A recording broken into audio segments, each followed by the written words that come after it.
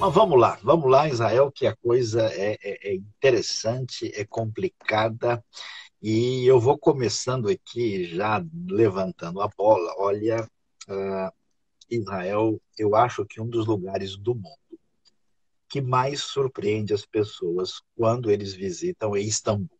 Por quê? Duas coisas interessantes, né? Em Istambul não vai encontrar o Salim, ninguém vai encontrar o Jabal, né? Porque a primeira novidade é que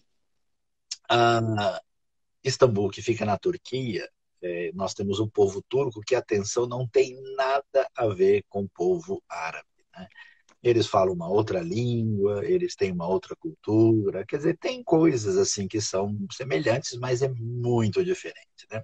E também como a gente aqui no Ocidente tem um pouco de visão assim limitada das coisas, a gente acha, né, que chegando para aquele lado do mundo lá, a gente vai dormir na barriga do camelo, né, vai jantar areia do deserto, né? E quando chega em Istambul, Israel, o que que é aquilo? 17 milhões de habitantes, uma cidade dinâmica, viva, altamente cosmopolita. Você anda lá no centro, você vê gente de tudo quanto é lugar, uma riqueza cultural, histórica, assim, que a gente tem que segurar o queixo para não cair, né? O negócio é impressionante. Agora, você que é o homem aí, que é o rato da história, né, que está sempre aí indo atrás de tudo, eu escutei lá, né, o pessoal falando, que ali foi chamado de Bizâncio, é isso mesmo? Então, avisa para a gente, me dá um toque aí, ajuda que o pessoal está sintonizado. Que história é essa de Bizâncio? Eu até me senti em casa, porque disse que o cara ele não enxergava direito. Falei, então é comigo mesmo, né? Então, e como é que é essa história? Onde fica exatamente? Por que que tem esse negócio de Bizas? Me diz aí que a galera tá em sintonia aí, já tem muita gente ligada na história e de Istambul. Vamos lá. Vamos lá então, um pouco da história. Os nomes lá são difíceis para o pessoal que está acompanhando. Tem gente que está aqui que já foi na viagem, já conheceu Istambul, mas para entender, só para facilitar na nossa mente, tem três nomes da cidade, que é Istambul, Constantinopla e Bizâncio. Daí para a gente explicar, né? Vamos para a origem desde o comecinho, né? Bizâncio foi o primeiro nome dado à cidade, dado à cidade. Que nem você falou agora, né? Tem um rei. Na verdade, eles não sabem quanto histórico quanto mitológico é isso, mas o nome do rei era Bizas. E a ideia é que esse rei, ele era um grego e ele queria colonizar. Para quem não sabia, os gregos tinham o costume de colonizar regiões perto das ilhas, Peloponeso, no norte da África, na Europa Ocidental, sempre tinham esse costume. E Bizâncio seria uma colônia. E ele foi para um oráculo, e o oráculo falou o seguinte para ele, que, lógico, isso está entre história e mitologia, mas são as origens, né, da cidade. E esse oráculo fala para ele que tinha uma cidade muito bela, que poderia ser construída, só que ela seria a vizinha de frente de uma cidade do povo cego, que acho que você se sentiria mais à vontade, você teria uma vista muito boa naquela cidade. E a razão, a razão por que eles têm essa afirmação do povo cego é a ideia que eles não viram uma grande oportunidade. Daí, como que a gente entende, né? Esse rei Bizas vai para Bizâncio, vai para aquela região e ele percebe que já tem uma cidade do outro lado.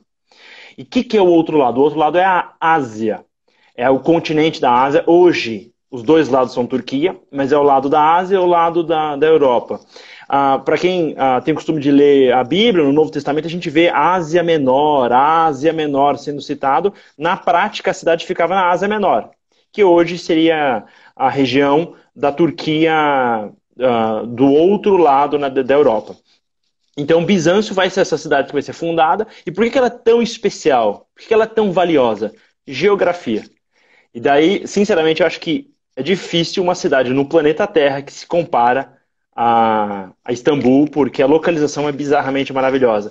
Essa cidade vai ficar entre o Mar Negro, que fica ao norte. Para quem acompanhou a Rússia, invadiu a Crimeia, a Ucrânia, aquela região é o Mar Negro, perto da Rússia.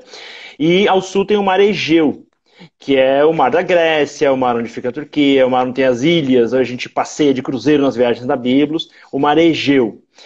E no meio desses dois mares tem o mar chamado Mármara, que é basicamente uma piscina. E é por isso que Bizâncio é tão importante, porque tem dois estreitos, que são chamados estreitos de Bósforo. Bósforo vem, né, caminho do boi, porque aparentemente você quer levar um boi da Ásia para a Europa, você atravessa lá. E os suíços e alemães que gostam de queijo têm que agradecer os indo-europeus que levaram os bois pelo Bósforo, senão não teria queijo francês, queijo. Tem uma vantagem, o Bósforo é importante. E além disso, a gente tem, né, esse Mar Mármara, para lembrar, os nomes são diferentes, né? Bizas, Bizâncio, Mar Negro, Mar Egeu, mas o Mármara, ele é muito comum, quando o pessoal faz aquele passeio de barco em Istambul, você está no Mar Mármara. E por que é o nome Mármara? Porque tem uma ilha, que era a maior ilha do mar, que tem mármore pra caramba, então, mármore, o pessoal é muito criativo, né? O mar ficou com esse nome e ele tem uma cor, para quem já foi em Istambul no verão, a cor é absolutamente impressionante. É um azul meio turquesa, um azul impressionante por causa das condições geográficas de Istambul. Então, essa cidade originalmente é Bizâncio. Só para fazer uma leitura bem básica, então essa cidade ela é grega. Historicamente é mais provável que esse Bizas não existiu. Historicamente é mais provável que esse nome é da Trácia, mais nome difícil e complexo, mas Trácia, para quem. Você já deve ter ouvido falar do Spartacus, aquele. o Spartacus, era aquele escravo que faz a rebelião e depois acaba perdendo. Ele era da Trácia, para você ter uma ideia. Ele foi escravizado porque os romanos conquistaram a Trácia. Então, essa cidade ela vai ser muito importante, porque ela vai ser uma cidade importante para os gregos. Depois, quando Roma conquista a região, ela fica também importante. E daí, quando um jovem chamado Constantino, que é um dos césares mais importantes de Roma, chega na história, ele vai mudar essa cidade. Mas eu já posso entrar em Roma ou vamos abordar mais algum assunto? Você libera já entrar em Roma? Não, vamos dar uma seguradinha aí, porque a gente já entra em Roma junto. Eu fiquei preocupado quando você viu, falou da Trácia, eu vi se tinha Trácia na Rópia, né? Não é o caso, né? Ah, mas eu achei interessante, de fato, porque isso aí tem muito a ver com a história da civilização do nosso lado, porque você estava falando de colônia grega, né? Nessa época, porque essa lenda, né, do Pisas aí, ela mais ou menos no século VII a.C., exatamente quando tem a expansão das colônias jônias, né? Que vão exatamente nessa beira do mar Egeu aí, e isso está ligado com o início da história da filosofia, né? A gente vai ter o Tales de Mileto, esse momento em que a gente tem o início dessa reflexão que vai atingir a gente de maneira especial. Mas olha, Israel, eu só queria dizer para o pessoal o seguinte: uma coisa muito legal você mencionou, para quem vai para conhecer Istambul, com aquele show, aquele assim, show de cores, de experiência cultural variada, com comida, né, diversificada, tempero, é que eu acho que é aquele ponto de encontro entre o Oriente e o Ocidente. E uma das coisas que eu acho mais legal de fazer é exatamente o passeio de barco no Bósforo. Nós temos uma guia muito especial lá, Luísa, né? E a gente tem uma possibilidade de ver tudo isso que você mencionou de perto de uma maneira extraordinária. A gente vai para Roma, então você me dá só uma licença por um pouquinho.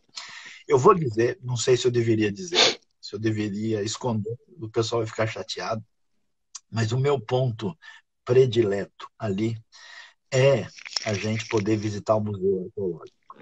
Porque o Museu Arqueológico, quer dizer, a gente está falando de Istambul, mas nós temos ali a história de tudo aquilo que envolve a Anatólia, né? A Ásia Menor, tudo isso. E aí, rapaz, as coisas dos hititas, né? Aquilo que foi encontrado dos antigos mesopotâmicos, babilônios, sumérios. Eu entrei no museu lá, eu vi coisa de cerca de 5.000 anos, né? Então, assim, e é o único lugar do mundo que eu conheço que tem um museu extraordinário que você pode realmente ver de perto as peças mais extraordinárias da época mais antiga da história humana. Por isso, eu acho que Istambul é simplesmente show de bola. Agora, vamos lá. Você vai falar agora de Roma, né? Eu vi até uma história lá de Onfale, umbigo do mundo, né? Tem um lugar que é o centro do mundo. Você está me confundindo. Ou é Roma ou é Constantinopla? Que história é essa? Você decide ou é Istambul? Já falou em Bizas, é muita informação, né? Acho que a Trácia já está comendo a nossa cabeça. Então vamos adiante aí para você dar a explicação para a gente aí, porque o pessoal está animado aí, querendo saber mais. Vamos lá então. Então a gente está aí na época, vamos colocar Jesus como referência no comecinho da era cristã, né? Já passou os 700 anos, onde Bizâncio foi uma colônia, cresceu, vira uma cidade mais estruturada. Só que uma coisa, quando a gente pensa em país, sempre tem uma região mais industrializada, mais rica, uma região menos industrializada, menos rica.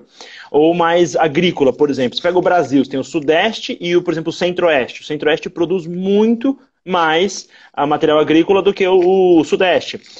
Então você tem as cidades maiores, a demografia. Então, se a gente fosse ver a Europa no ano 200 e 300 depois de Cristo, a gente ia ver uma coisa que muitas pessoas vão se surpreender agora, tá? A Grécia era rica, o Egito era rico, a Turquia era rica, o Levante, Israel, o Líbano era rico, e a França era uma fazenda. Era um Mato Grosso. Proporcionalmente falando, as cidades ricas não ficavam no norte europeu, por causa do clima. Então isso é uma coisa interessante de pensar. A gente vê o mapa da antiguidade, na época das viagens de Paulo, por exemplo. Importante ter isso em mente. Quando a gente está no Império Helênico, que é aquele grande império de Alexandre o Grande, o Novo Testamento fala muito sobre o que é grego e o que não é grego. Então, assim, é muito importante pensar que eles são muito mais ricos. E daí vem a grande questão. Roma ou Bizâncio? Roma ou Constantinopla? Né? E daí a gente vai chegar em Constantino. Ele foi um dos caras mais feras em gestão governamental. A gente teve o plano Collor, plano Bresser, plano Real. Ele fez o plano dele lá do sólido, que ele criou uma moeda que durou mais de 1000 anos. Mas o plano dele durou 500 anos só como referência. Era o dólar da época, né? Então ele fez reforma econômica, fez reforma administrativa, fez reformas... conquistou a penca de território. Romano, que é romano mesmo, invade e conquista território, né? Então, quando ele começou a fazer essas organizações, ele percebeu que o lado oriental do império tinha muito mais riqueza.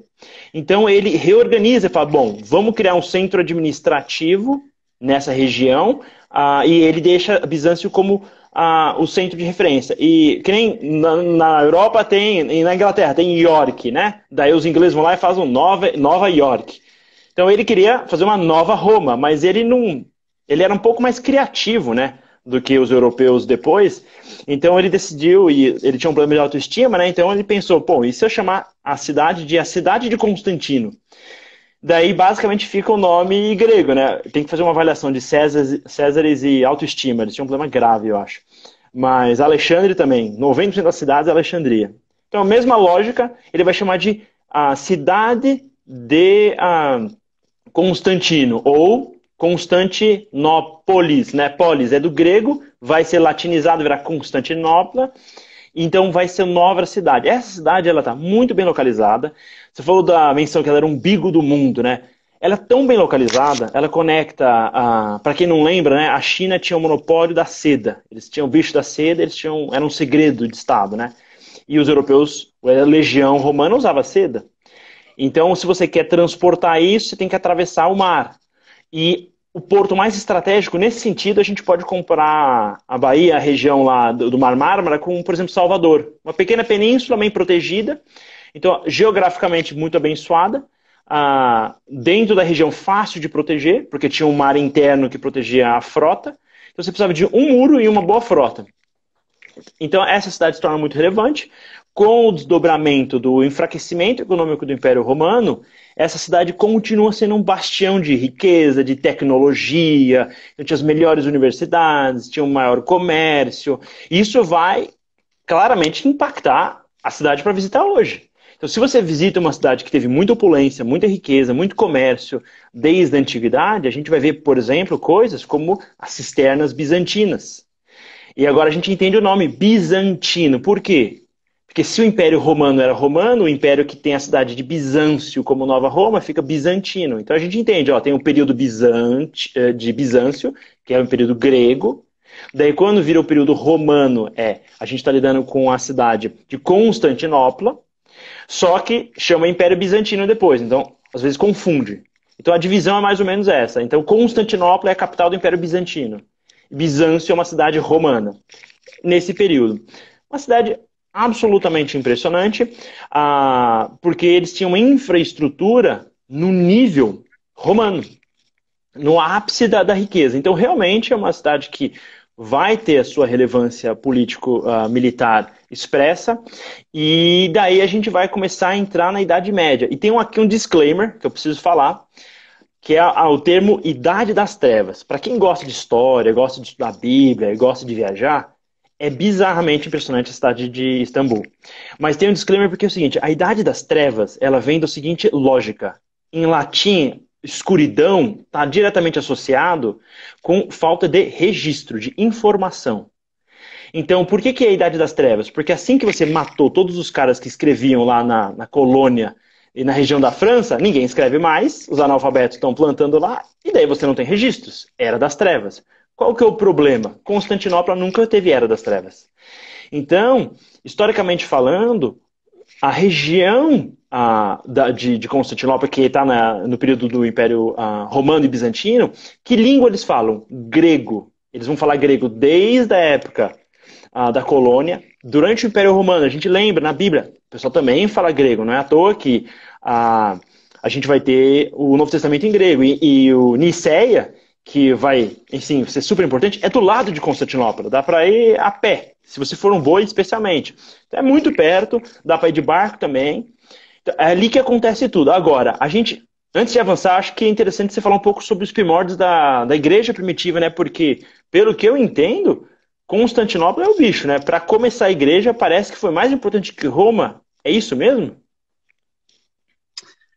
Olha, Israel, de fato é muito impressionante.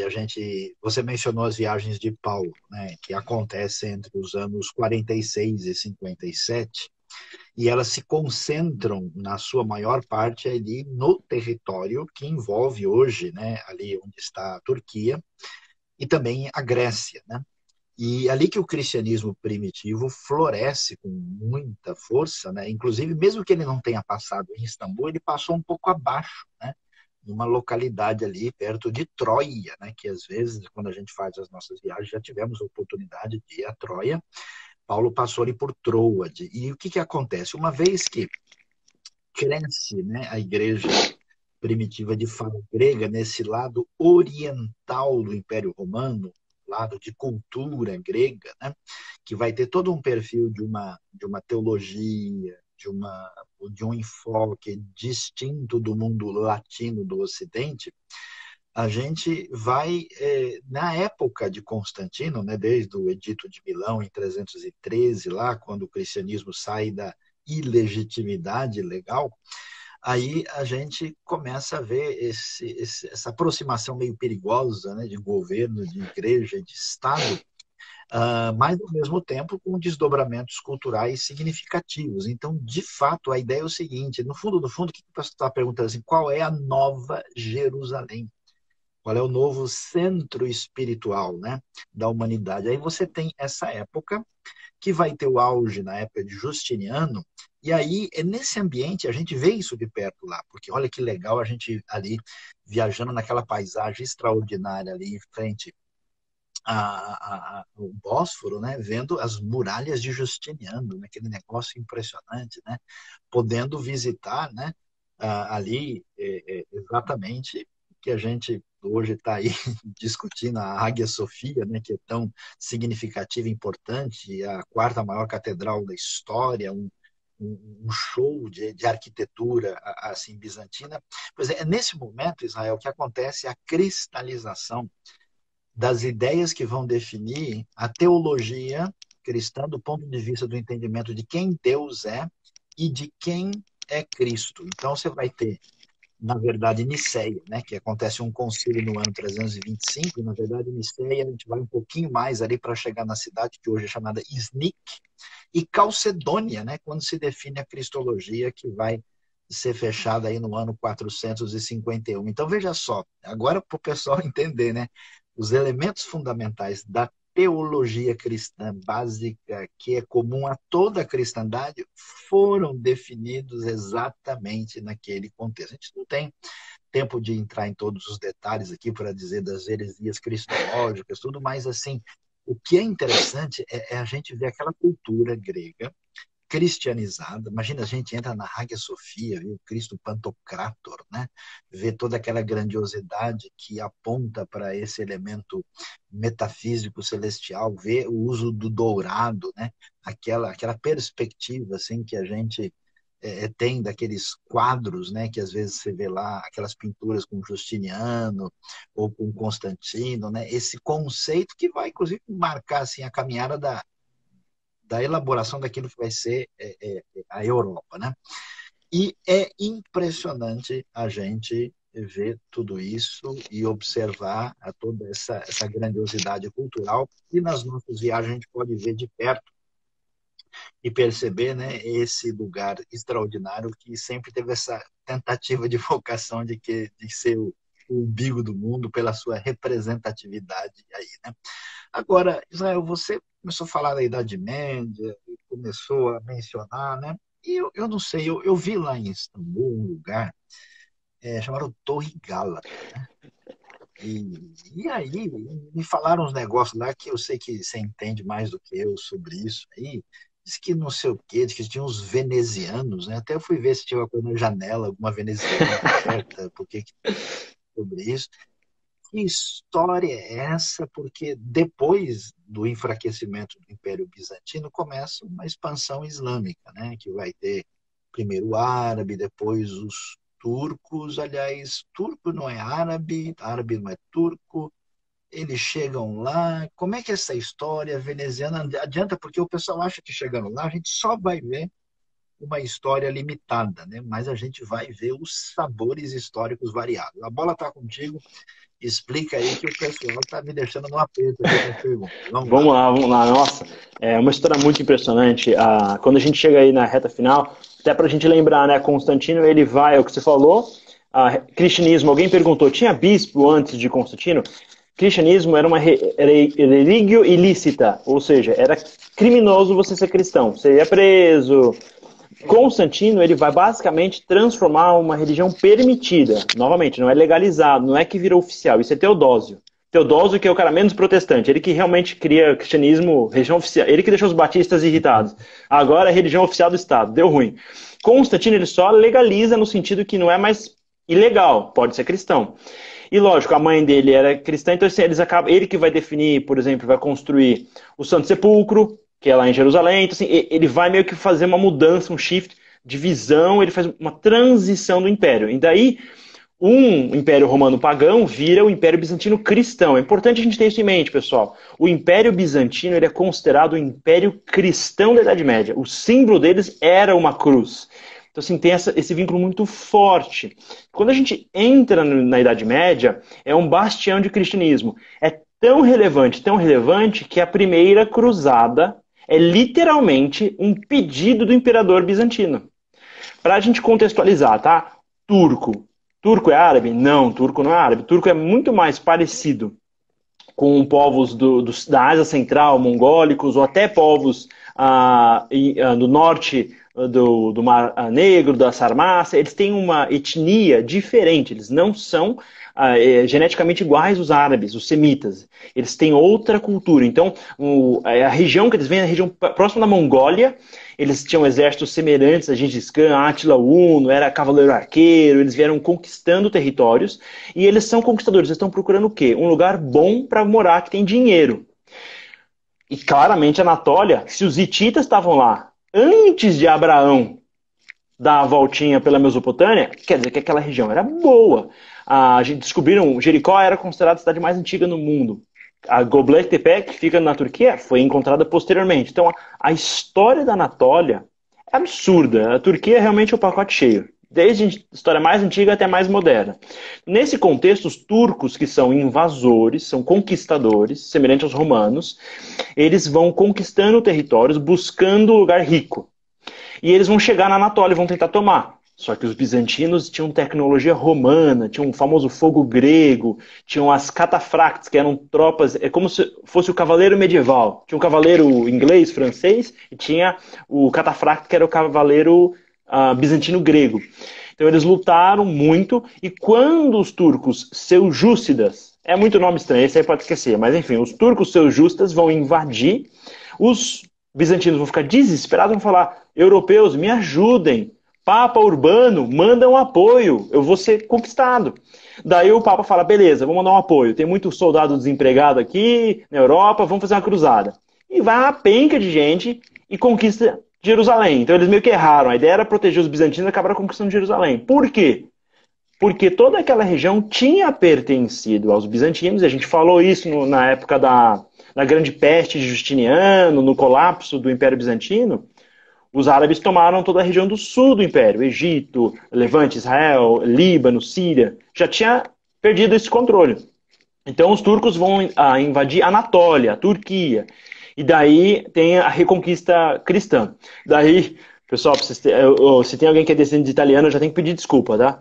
Mas não é só nas guerras mundiais que a Itália muda de time, tá? Eu sei que nas guerras mundiais, às vezes a Itália tá num time, depois ela tá em outro, é meio confuso. Mas nessa época, quando a gente chegou na Quarta Cruzada, Veneza, que era literalmente a cidade mais rica individualmente da Europa, eles fizeram um esquema, um comércio, e eles armaram, fizeram uma grande frota, e eles foram pedir para os... eles foram proteger, né? Na verdade é meio complexo, tinha muito exército, precisava transportar o exército para Constantinopla, nesse processo precisava de dinheiro. O exército falou que quem ia pagar ia ser o imperador bizantino. Eles fazem, os venezianos têm a melhor frota, constroem o navio, vão até Constantinopla e falam, beleza, bizantinos, paguem. Eles, ixi, acabou o dinheiro, deu ruim. Podemos pagar ano que vem? E os venezianos falam, não, tranquilo, a gente toma o seu dinheiro aqui, só que a gente vai saquear a cidade, a gente vai roubar as pessoas, e na prática, o exército da Quarta Cruzada acaba saqueando a cidade de Constantinopla. É uma coisa horrível, horrível, horrível, por volta de 1200, e daí a famosa Torre de Gálata, que você mencionou, é um dos vistos mais legais de Istambul. Para quem for lá visitar, vale a pena subir, você tem uma vista impressionante. Por que ela é chamada de Torre de Gálata? Ela é chamada de Torre de Gálata porque ela é feita pelos venezianos, o pessoal de Gênova, que assim, era uma torre genovesa, na verdade, então a tecnologia era italiana. E as cidades italianas eram muito ricas e muito poderosas. Então elas tinham uma qualificação um pouco diferente. Então ela era a construção militar mais avançada de Constantinopla. Então tem um aspecto meio que negativo da Quarta Cruzada, que Veneza meio que numa guerra cristã de lutar contra os muçulmanos, eles acabam destruindo praticamente uma cidade cristã. Então foi meio que E essa é uma cruzada muito triste, porque nunca mais Constantinopla vai conseguir retomar. Então o que Veneza fez impediu o reino cristão do Oriente. Então os Balcãs vão sofrer. Então essa realmente foi uma decisão terrível, muito complicada, feita por Veneza, e até hoje tem efeitos colaterais. A famosa Águia Sofia, o pessoal mandou aqui mensagem falando, né? Que ela virou mesquita. Não foi agora que virou mesquita em 1453. Então, fica tranquilo. Foi museu só por 80 anos. Pode voltar a ser mesquita, depois volta a ser museu. Isso não é problema para nós, não. O negócio durou mais de 1500 anos, então vai durar mais algum tempo. Mas a questão é, essa igreja é quando esses turcos, que são muçulmanos, chegam, eles tentam dominar. Então, a partir de 1200, o Império Bizantino está fragilizado. Agora, para vocês terem uma ideia de como as muralhas de Constantinopla são impressionantes, os turcos conquistaram toda a Anatólia, eles conquistaram a região da Grécia, região da Bulgária, região da Croácia, eles conquistaram tudo ao redor. Então, quando o Mehmed, né, em 1453, vai conquistar Constantinopla, só faltava Constantinopla, tinha conquistado tudo ao redor. É como se alguém invadisse o Brasil, só faltava a capital, o resto já está conquistado. Então, na prática, isso mostra como a cidade era importante e como ela realmente sofreu nessa cruzada que fragilizou ela. Mas o que é importante? Para vocês terem uma ideia, como Constantinopla é uma cidade importante, ela marca o fim da Idade Média. Então, ao mesmo tempo que a Idade das Trevas é marcada pela falta de conhecimento, de registro, o fim da Idade Média chega em 1453. E por que isso é importante pensar? Galera, o Renascimento na Europa, basicamente, foi impulsionado por gregos, que eram estudiosos, filósofos, professores, cientistas, e todos foram para onde? Para a Itália. Então, ao mesmo tempo que a Veneza prejudicou o Império Bizantino, eles também receberam, eles ajudaram esses gregos que fugiram dos muçulmanos turcos, e depois a Itália vai virar referência no Renascimento. Se você for dar uma olhada nos primeiros renascentistas, você vai achar vários nomes gregos. Ah, um cara de Milão, de Veneza, o nome dele é em grego, é muito engraçado isso. Então esse é o nível de relevância da cidade dentro da tecnologia global, ela vai impulsionar de uma maneira impressionante. Agora, a gente vai chegar no período turco. Então, para a gente lembrar os nomes, tá, pessoal? A gente tem Bizâncio, que é grego, Constantinopla, romano, de origem grega, e daí vem uma história meio maluca, mas os turcos, eles sabiam que se você quer ganhar uma guerra, é bom ter eslavo, russo, eles sempre funcionam bem. Napoleão e Hitler que o diga, não é bom lutar contra russos, você tende a perder. Então, normalmente, é bom ter um exército eslavo no seu domínio, e os turcos eles perceberam que os russos, não são russos, mas etnicamente eslavos lutavam bem, então eles escravizavam muitos russos e muitos gregos. Um povo que morava na região da Bulgária, todo o povo que eles foram conquistando. Então a tropa de elite turca, na prática, ela era grega e eslava. E falava grego.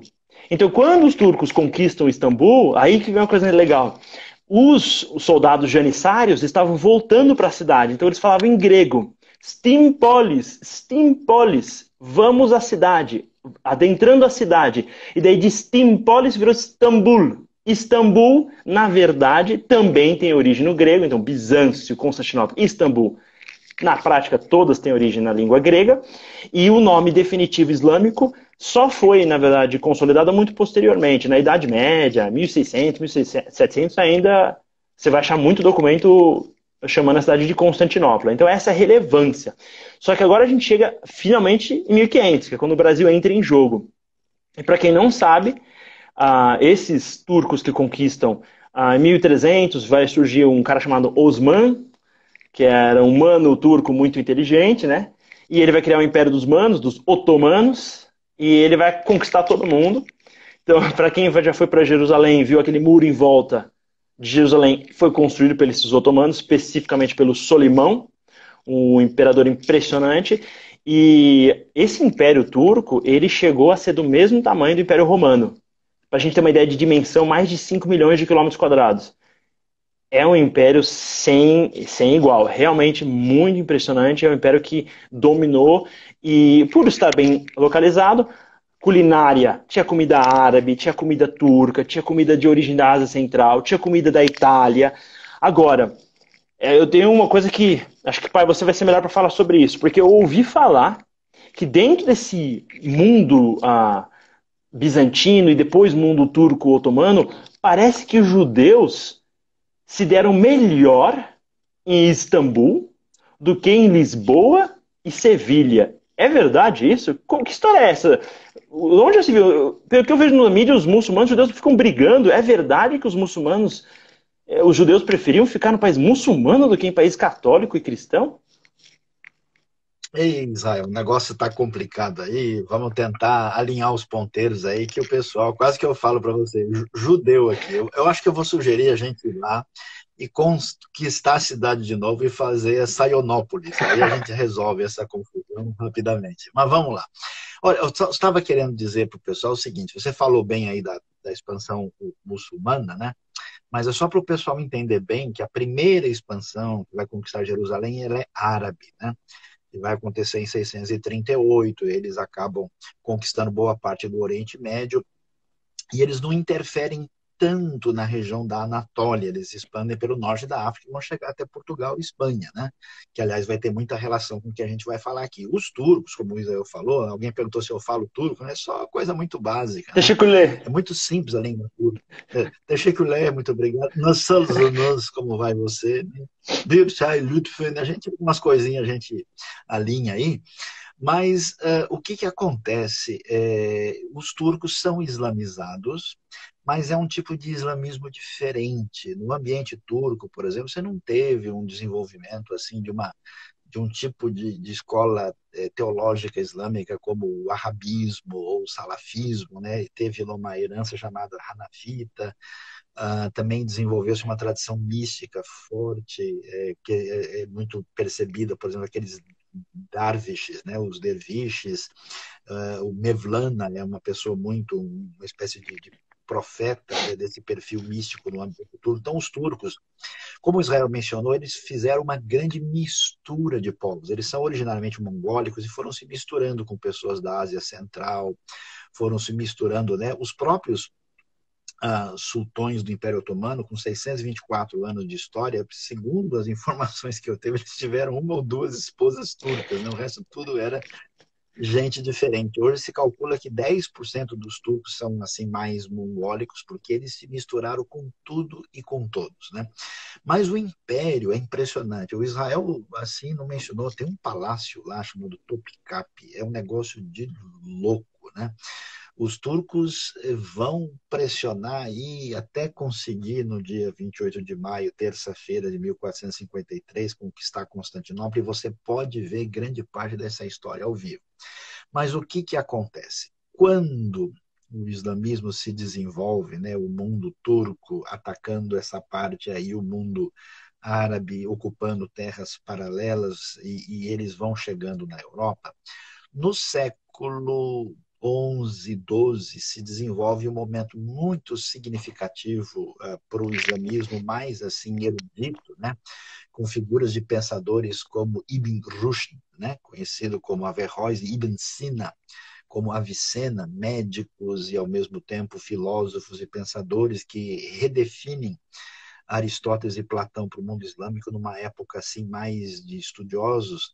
E nesse momento há uma grande sintonia com os judeus, uma certa liberdade para os judeus. E os judeus florescem porque na Europa medieval, assim, católica, há uma rejeição muito grande, um conflito maior, os judeus acabaram sofrendo muito mais. Então, como o Israel mencionou, por incrível que pareça, era melhor para um judeu estar, né, no mundo muçulmano do que no mundo cristão, né? Então, é um negócio complicado. E aí o que acontece? Isso se desenvolve até que chega no final do século XV, você tem a expulsão completa dos mouros, né? A gente tem aí Portugal sendo liberado, né, desde 1143, e finalmente o último reino no sul, a Granada, é vencido e são mandados embora todos os mouros. E o que acontece? Os judeus ficam ali, o pessoal diz, ó, esses caras são apenas uma variante desses muçulmanos, eles também não são católicos, existe uma pressão muito grande nessa época de Inquisição, né, na época de Fernão e Isabela, 1492, para os judeus ou se convertem ou têm que ir embora e começam a ser perseguidos. E esses judeus, então, fogem da Espanha, vão para Portugal, ficam lá durante um tempo, também vêm para o Brasil, vão para o norte da África, vão para a Holanda, e especialmente na região ali da Espanha, perto de Sevilha, o que acontece? Eles recebem o convite do sultão lá de Istambul, que eles seriam bem-vindos no Império Otomano. E olha só, esse pessoal vai para lá, vai ser bem recebido, médicos, profissionais liberais, gente de expressão, entre eles Israel, não sei se eu deveria dizer ou não, a família Abravanel, né, que deu origem a um rapaz muito conhecido no Brasil chamado Silvio Santos, né, que veio exatamente dessa realidade que formou o Império Otomano. Então tem uma rica história dos judeus no ambiente do Império Otomano e que é muito útil. E, aliás, é interessante, a gente não sabe disso, né? Olha que coisa. Foi exatamente porque os turcos fecharam o caminho e dominaram, né, a rota das especiarias. Israel, você precisa falar sobre as especiarias, aqueles temperos, aquelas coisas que a gente vê no mercado egípcio, aquelas comidas diferentes lá, meu amigo. Foi porque eles fecharam que portugueses e espanhóis começam a dar a volta e aí o nosso querido Brasil aparece no cenário. Então, a bola está com você. Conta mais aí sobre o desenvolvimento de Istambul, essa realidade turca. Você falou dos eslavos, esse Império Otomano foi até onde? E tem uma história, eu escutei esses dias, eu estava ouvindo aqui os CDs, os rádios aqui, tinha uma tal de marcha turca, mas a marcha turca é do Mozart, né? como assim marcha turca de Mozart? Eu não entendi nada. Então, explica para a gente aí que o povo está curioso, quer saber o que está acontecendo nesse cenário aí. Vamos lá, então. Deixa eu aprender. Pessoal, para vocês quiserem aprender turco, a primeira palavra é obrigado. É só você falar bem rápido em português. Deixa a colher. Bem rápido. Deixa a colher. Deixa a colher. Daí parece... Deixei, né? Deixa a colher. É muito parecido. Mas vamos lá. Realmente os turcos, eles impressionam nesse período islâmico onde Istambul vira a referência, a sede do quartel-general. O que esses turcos fazem, né? Primeiro que os turcos não têm uma cultura muito fechada, eles têm uma cultura muito aberta a outros povos, então eles chamam judeu, eles têm pessoas do Cazaquistão, tem gente persa. A língua dos otomanos era uma mistura de árabe, turco e persa. Então, na prática, os otomanos eles eram um império multicultural, extremamente avançado, muita tecnologia, muita riqueza, e daí a gente vem para os portugueses. Por que Portugal e Espanha deu a volta no mundo para pegar especiarias? Porque, pessoal, se você é um povo antigo perto do Equador, a comida estraga. Então, para você não deixar a comida estragar, a gente precisa o quê? Colocar tempero. Esse tempero está nas regiões mais próximas ao Equador, particularmente no sudoeste da Ásia e na Índia. E daí, como você leva essa comida? Você vai de barco, os portugueses deram a volta na África, mas é mais fácil você ir direto pela região do Golfo Persa. E essa região foi dominada pelos turcos, então eles ficaram extremamente ricos, era um monopólio absurdamente enriquecedor. Então, quando você vai para Istambul, no Gran Bazar, que é uma construção medieval, você vai ver ruas inteiras cobertas só vendendo especiarias. Então você tem temperos, e isso era ouro puro, porque você vivia na Europa, você queria comer uma comida saborosa, você queria que a carne não estragasse, cansou de cerveja, carne salgada e pão, é só com especiaria da Ásia, né? Então, Istambul vira um porto. Se a gente pensa nas cidades de Nova York, Londres, Paris, Istambul era muito superior essas cidades na época, e hoje eu acho que dá pra gente falar que Istambul é comparável, historicamente superior à maior parte das grandes cidades europeias, porque ela é uma cidade europeia. Ela é uma cidade grega, ela é uma cidade romana, ela é uma cidade islâmica, persa, cultural, otomana, ela é uma mistura de vários aspectos, então isso impacta muito. Agora, esses turcos não eram tranquilos, eles gostavam de território. Então eles tentaram invadir os russos, eles conquistaram a Crimeia, eles conquistaram a penca de lugar, eles foram até a Áustria. A música de Mozart é porque os turcos tentaram invadir Viena, e não foi uma vez, foram algumas vezes. Pensa que Viena está entrando dentro da Europa. E os russos lutaram muito contra os turcos, os alemães, os austríacos, o Império Austro-Húngaro lutou. Pessoal, o famoso Drácula. O Drácula, na verdade, vem de um cara, era uma família na região da Romênia, que o sobrenome dele era Drácula porque estava associado ao dragão, que era o brasão da família dele. E ele existiu, Vlad Drácula, da família Drácula, e ele lutava contra os turcos. E os turcos eram tão assustadores que ele achava melhor empalar a própria população e deixar na passagem para assustar os turcos do que lutar contra os turcos. E esse cara, na verdade, morreu na Turquia, tá? Então os turcos conseguiram matar o Drácula. Pra vocês terem uma ideia como esses caras eram fera. Então, realmente, eles conquistaram tudo. Quando os mamelucos fragilizaram a economia, os turcos tomaram o Egito, tomaram a região até perto da Líbia, tomaram a Arábia Saudita, Meca e Medina. E quando eles têm o domínio de Meca e Medina, eles são os líderes do mundo islâmico, são a referência. E isso se torna um problema para o Ocidente, porque eles são muito poderosos. Então, os turcos, eles vão dominar. Quando a gente pensa na história de Israel, por exemplo, Israel foi conquistado pelos romanos. Depois ele passa para os árabes e depois para os turcos. É 500 anos de domínio turco, é muito tempo. Então toda a região do Oriente Médio é turco e é um império muito rico. O Topkapı, que era elite, tinha lá o sultão turco, eles tinham esposas da Ásia orientais, tinham esposas eslavas, tinham esposas árabes, tinham esposas do Mediterrâneo. Era muita variação cultural, é muito impressionante. Então, na prática, esse conceito do Oriente, que foi desenvolvido até nos filmes e na cultura europeia, está muito mais associado ao Império Otomano do que a gente imagina. Esse orientalismo, os grandes cientistas portugueses, por exemplo, teve português que foi até atravessou o Império Otomano para chegar à Índia. Inclusive, um judeu famoso que acompanhou Pedro Álvares Cabral, ele era do Império Otomano. Então, tem muita gente, mas muita gente mesmo relevante dentro desse império que trouxe cultura, ciência e acabou expandindo esse reino como um todo. Isso tornou um problema para a Europa, que eles sentiram, os austríacos especificamente, né? Porque quando os turcos tentam invadir os russos, gera aquela tensão de, tipo, eu não quero que você invada meu povo, para de me invadir. Então eles vão lutar contra isso. Pessoal, o Império Otomano lutou na Primeira Guerra Mundial. Então, eles chegaram até 1918, é que vai acabar o Império. É muito tempo. De 1299 até 1918. E nesse, digamos, final decadência do Império, vai acontecer por quê? A Europa industrializou. Então a gente aí tem que dar um parabéns para os ingleses, porque eles ajudaram bastante a fragilizar o Império Otomano.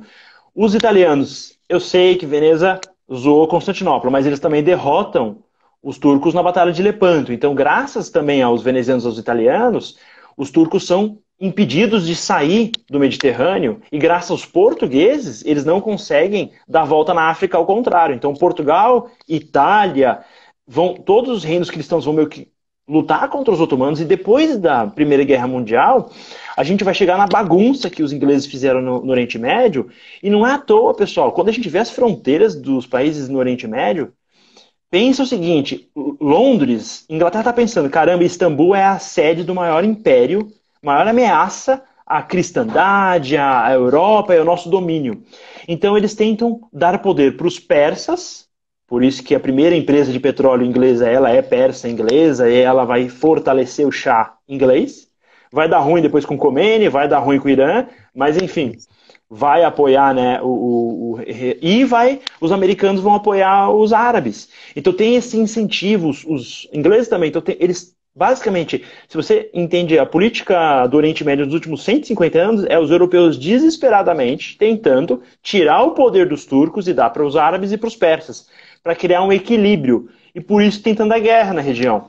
Porque essa divisão de poder fragilizou. Agora pensa hoje, se o Império Otomano existisse hoje, ele seria o país um pouco menor que o Brasil, só que com 90% do petróleo do mundo. Então, realmente era uma ameaça político, militar e econômico à estabilidade da Europa. Então, essa é a realidade.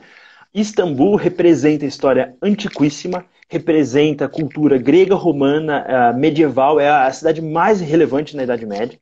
É muito relevante. Quando a gente chega nas colonizações das Américas, os turcos não têm acesso. Inclusive, um detalhe interessante: os turcos chegaram até o Marrocos, e o Marrocos não aceitou se submeter aos turcos e lutou compulsivamente. E a razão por que os turcos não chegaram nas Américas e não tem uma colônia turca nas Américas é por causa dos dos marroquinos e dos portugueses, que não deixavam os turcos darem a volta. Então aí, salve a Portugal, que realmente isso foi importante. E daí a gente vai chegar na reta final, a gente só tem mais 10 minutos. Acho que seria interessante. Todo mundo sempre associa o Oriente Médio à antiguidade, é uma coisa meio atrasada, uma coisa meio diferente. O pessoal falou de muçulmano, é xiita, xaato. Pai, me explica uma coisa, é verdade que as mulheres tinham direito a voto na Turquia antes do que na Suíça? Que história é essa? Eu ouvi falar que tinha um tal Olha, de turco chamado Turco, o nome dele é turco mesmo? Ataturco? Que história é essa? Eu ouvi falar que isso é importante, você que me atualiza aí.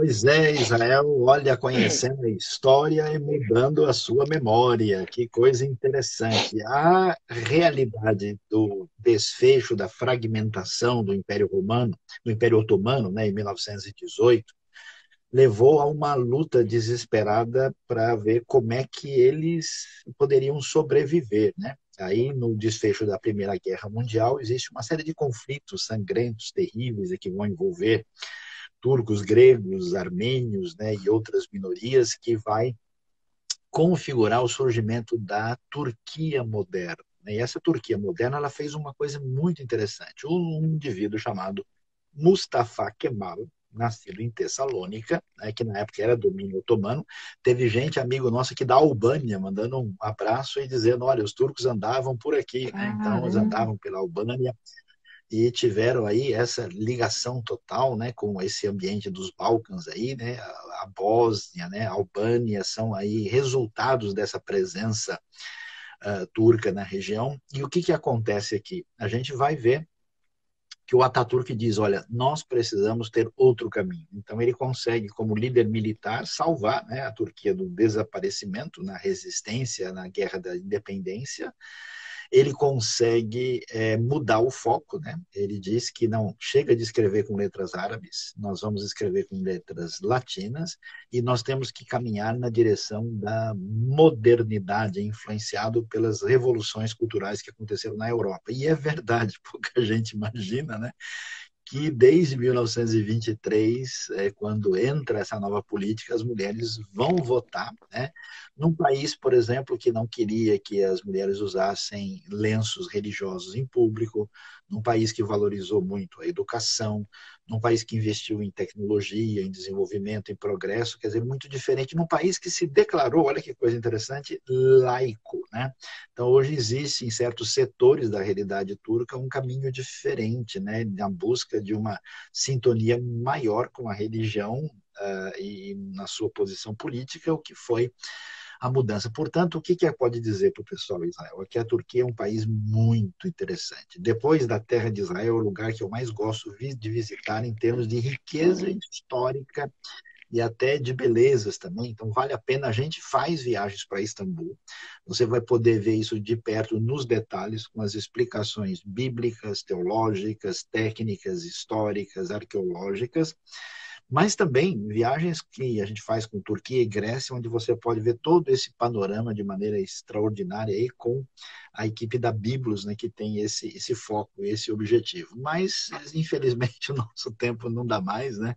A gente teve até algumas perguntas aqui, o pessoal estava falando o que aconteceu, por que o Mehmet II conquistou, de fato, o conflito entre Oriente e Ocidente, o pessoal do Ocidente latino não quis saber de ajudar, havia aquela briga política e religiosa também, né, que acabou dando origem à Igreja Ortodoxa e à Igreja Católica Romana, o cisma de 1054, mas numa outra oportunidade a gente vai estar aí. Aliás, Israel, vamos contar para eles o segredo nosso? Qual deles? Na semana que vem nós vamos para a Rússia. Falou tanto dos russos aí, né? Я не понимаю, по-русски не говорите Vai ко esfriar a мне, live. então nós vamos... Vai esfriar. Então pegue um casaco para sexta-feira que vem. Nós vamos falar de São Petersburgo, a história russa, eslava, as riquezas que envolve também uma das maiores referências da civilização do contexto eslavo, muita coisa, até porque em breve a Biblos vai estar com o grupo chegando aí. Agora que estão surgindo vacinas, coisas novas aí, promissoras para 2021, a gente vai estar lá no Paruski, né? Na Rússia lá. Ô Israel, valeu. Show de bola aí os comentários históricos. Pode dar um tchau para a turma, um abraço para vocês aí. Fiquem sintonizados, curtindo o Face da Bíblia, acompanhando os vídeos da Bíblia, canal que a gente tem, canal novo do Isaião, também tanto no YouTube como também no site, e o Instagram. Curta, compartilhe, divulgue essa live. O pessoal já está perguntando. Vai ficar assim gravado e você vai ter acesso. É isso aí. Como é que a gente vai dizer agora para eles? Pessoal, Teşekkürler pela presença, todo mundo. Obrigado, pessoal. Foi muito, muito legal. Estamos de volta então semana que vem.